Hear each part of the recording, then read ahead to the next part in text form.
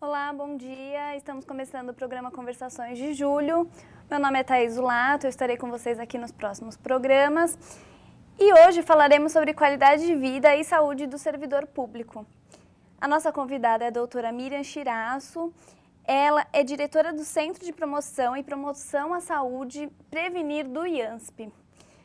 Lembramos a vocês que estão nos assistindo pelo canal do YouTube que poderão interagir conosco pelo e-mail.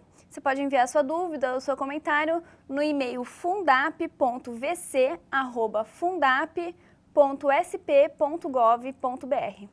Doutora Miriam, muito obrigada pela presença.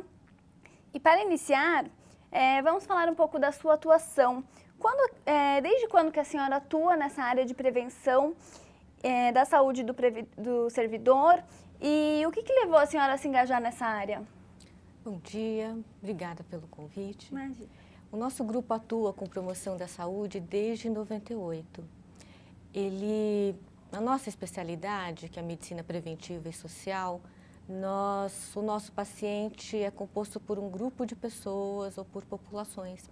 E nós elegemos a população de servidores públicos ativos como prioritários para a nossa área de atuação. E o que levou a senhora a se engajar nessa área? O IANSP tem como atribuição a atenção à saúde ao servidor público. Uhum. É uma população fechada, nós sabemos onde eles trabalham, nós sabemos onde eles estão. A nossa ideia principal é de aproximação do Instituto a esse servidor público que é nosso contribuinte. Bom, agora vamos direto ao ponto, assim. Os índices de absenteísmo devido a problemas de saúde são preocupantes? O absenteísmo deve ser uma preocupação para qualquer instituição, quer seja pública ou privada. Ele reflete, obviamente, na produtividade das instituições. Na privada, ele pode prejudicar o cliente, e na pública ele pode levar a uma dificuldade do acesso da população aos serviços que seriam prestados pela instituição pública. Então seria esse o impacto que o trabalho do servidor que está doente ou alguma coisa na prestação do serviço diretamente à sociedade, sim, então? Sim, a gente considera o servidor como um instrumento da população para o exercício da cidadania. Se ele deixa de trabalhar, isso acaba sendo prejudicado. Uhum. E a senhora tem como dizer quais são os principais problemas de saúde enfrentados, os principais fatores de adoecimento enfrentados pelos servidores? As principais causas de absenteísmo entre servidores pelo Departamento de Perícias Médicas são os transtornos mentais, em primeiro lugar, em segundo, as doenças do sistema osteomuscular, e em terceiro, as doenças do aparelho circulatório. Dentre as principais causas de internação no hospital do servidor público estão as doenças do aparelho circulatório, as neoplasias, que são os cânceres, e complicações de diabetes. Nós optamos por priorizar as principais causas de internação no hospital do servidor. E uma das vantagens é que todas essas doenças citadas, elas têm fatores de risco comuns. E os principais deles são o tabagismo, o sedentarismo e a alimentação inadequada. Esses são os 3 pilares do Prevenir. A senhora podia falar um pouco sobre o programa Prevenir? O programa Prevenir, ele está fazendo 15 anos. É um programa que foi desenhado em conjunto com as secretarias de Estado, onde nós definimos quais são as estratégias de promoção da saúde adequada para cada uma das secretarias, porque elas são heterogêneas, e cada secretaria, cada local de trabalho lida com as diretrizes estabelecidas pela comissão de secretarias e adequa essas ações às suas realidades. Então, vocês têm um contato direto com as secretarias e elas te passam as informações sobre qual é a realidade e aí o programa Prevenir age. O programa Prevenir, ele trabalha fazendo um diagnóstico, como eu comentei, a nossa população é um grupo de pessoas, né? Nosso paciente. Então, nós fazemos um diagnóstico das condições de saúde naquele local e definimos, junto com o coordenador local, quais são as ações mais adequadas de promoção da saúde para aquele local. Tá. A senhora vê que existe algum perfil ou situação que favoreça o servidor a se afastar, ou é no ambiente de trabalho que a pessoa acaba adquirindo alguma doença? O que a gente percebeu, nós fizemos agora um inquérito epidemiológico com uma amostra representativa de servidores públicos, em conjunto com a Secretaria da Saúde e a Faculdade de Saúde Pública da USP.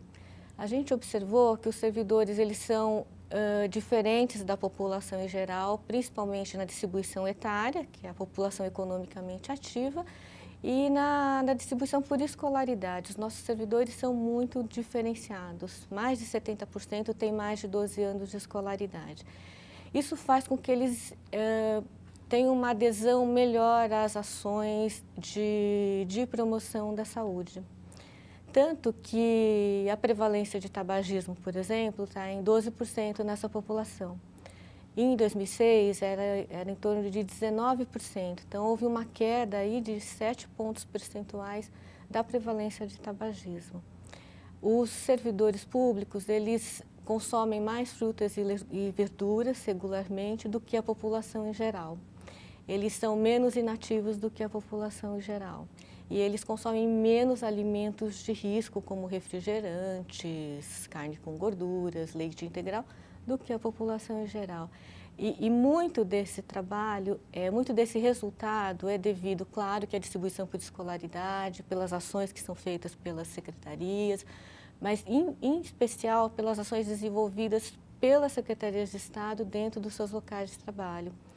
Então, o que o Pervenir está propondo, ele tem resultados. Vale a pena descentralizar essas ações e adequar essas ações para cada realidade. Aquela questão se existe um perfil, né? Eu tenho um exemplo de como nós visitamos muitas secretarias, eu tenho o exemplo de uma delas.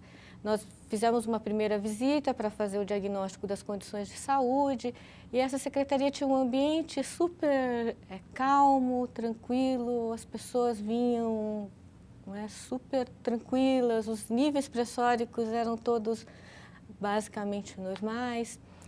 Depois de alguns anos, nós voltamos a essa secretaria, a mesma estrutura, praticamente os mesmos servidores.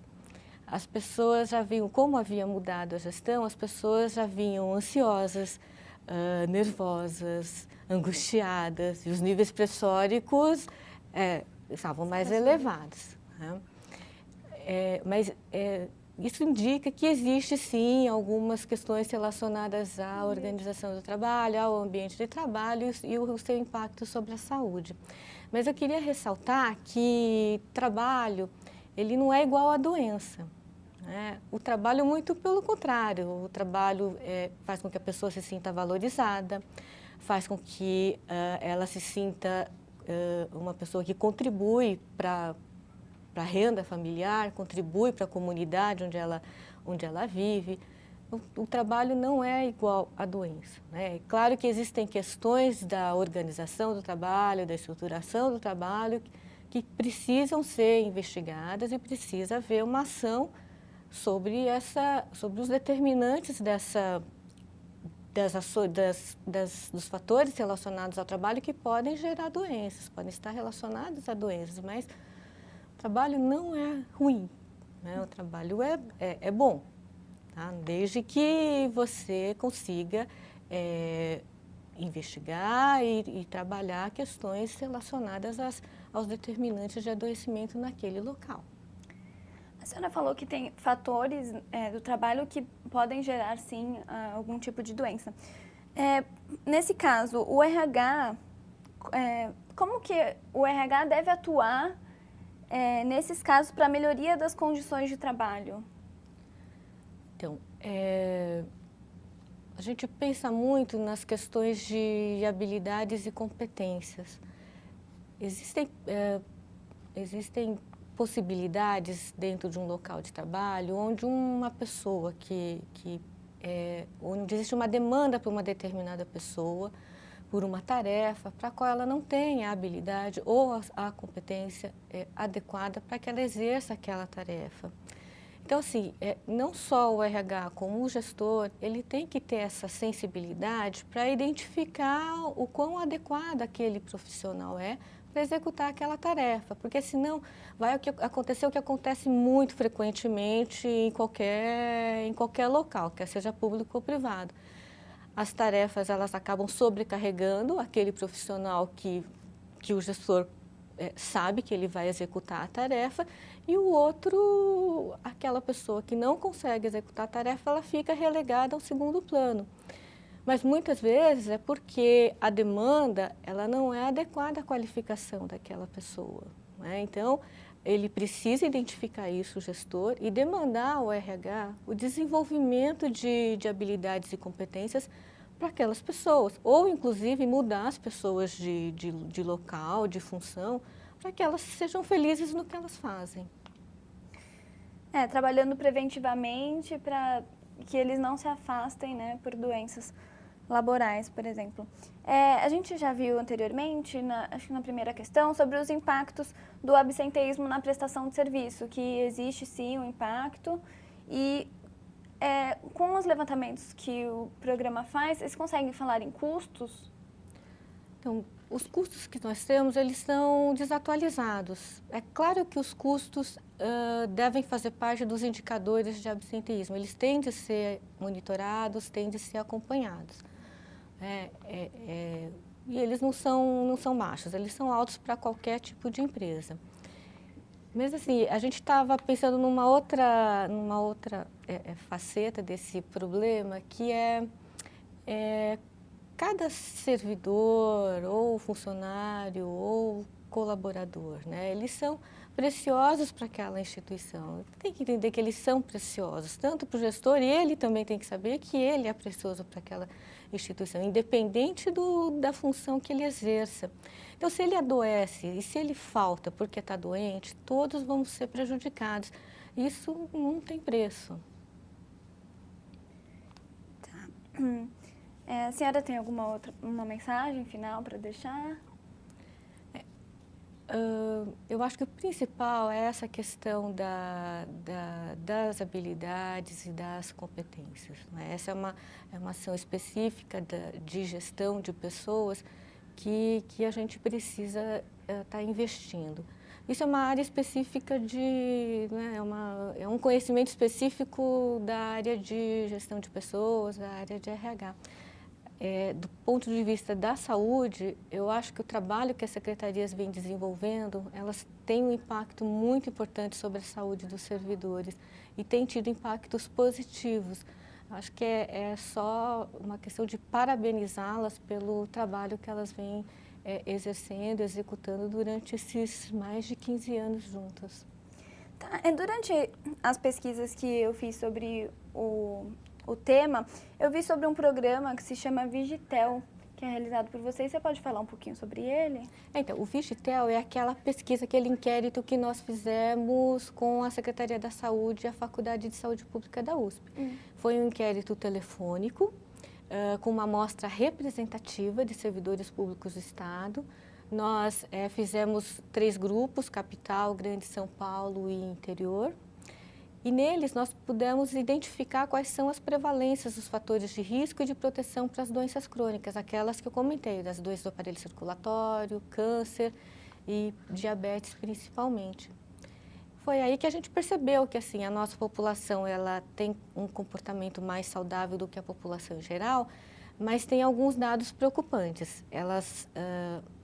Eles consumimos mais frutas e legumes do que a população em geral, mas está em torno de 40%. Então, tem 60% ainda da população de servidores que precisa começar a ter uma alimentação mais saudável. Outro dado muito preocupante é que mais de 60% dessa população já está em excesso de peso. E isso é maior do que a população em geral. Então, é uma prioridade para a gente trabalhar essa questão. Tá. Então, a partir desses indicadores do programa Vigitel, vocês aplicam diversas ações nas diversas secretarias. Sim. Então, aqui eu comentei, a vantagem é que os fatores de risco são sempre os mesmos, os principais, o tabagismo, o sedentarismo e a alimentação inadequada. Né? O que a gente, essas são as diretrizes matriciais. O que as secretarias desenvolvem são ações a partir dessas diretrizes. Eles trabalham esses fatores de acordo com o que for mais adequado para cada secretaria. Tá. Doutora Miriam, muito obrigada pela participação. Você quer falar mais alguma coisa? Não, eu agradeço imensamente o convite. Estou à disposição para novas conversas. Bom, a gente agradece a todos que estão acompanhando pelo nosso canal do YouTube. O vídeo ficará disponível depois, né, o CRH 21.